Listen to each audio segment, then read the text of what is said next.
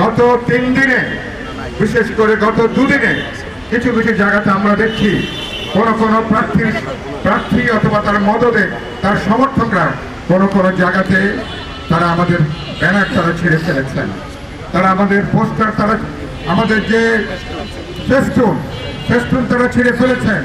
2-1টা ক্যাম্পও তারা দখল নেবার চেষ্টা করছেন। আমি পরিষ্কার করে বলতে চাই, নির্বাচনের আগেই যদি এটা শুরু করেন তাহলে নির্বাচনের পরে আপনারা কি করবেন? এই মাফিয়াদের কাছে দেশ কি নিরাপদ? মানুষ কি নিরাপদ? ভোটাররা কি নিরাপদ? কোন সৎ মানুষ যে সৎভাবে ব্যবসা করতে পারে, বসবাস করতে চায়, এই মানুষ কি নিরাপদ? পরিষ্কার করে বলতে চাই, এইসব তৎপরতা অবিলম্বে বন্ধ করবেন। নির্বাচন কমিশনকে বলতে চাই, ভূমি আছেন নাকি? আপনার লোকজন আছে না প্রতিটা ওয়ার্ডে? আপনার ঢাকার প্রাণ কেন্দ্রে এই ধরনের তৎপরতা চলে। এগুলো করছে কেন? এগুলো করছে আসলে নিজেরা ভয় পেয়ে করছে। কারণ যে মানুষ আস্থাশীল, মানুষের প্রতি যার ভরসা আছে, সে মানুষ কখনো এগুলো করতে পারে না।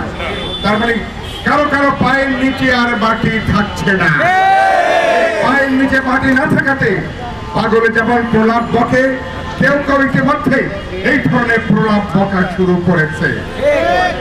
এগুলাকে সামাজিকভাবে প্রতিরোধ করতে হবে। আমার নেতা কর্মীদেরকে বলতে চাই, আমরা সত্যের পক্ষে, ন্যায়ের পক্ষে। আমি পরিষ্কার করে বলতে চাই, কেউ মেহরবানি করে কোনো উস্কানি তৈরি করবেন না। প্রতিপক্ষ, আপনারা রাজনৈতিক প্রতিযোগী, ভোটের মাঠে আপনারা প্রতিযোগী, কিন্তু কেউ আপনারা আমাদের শত্রু নন। এমন কোনো কাজ করবেন না যাতে আপনাদের বিরুদ্ধে নির্বাচনের আগে একটা গণপ্রতিরোধ আমাদেরকে তৈরি করতে হবে।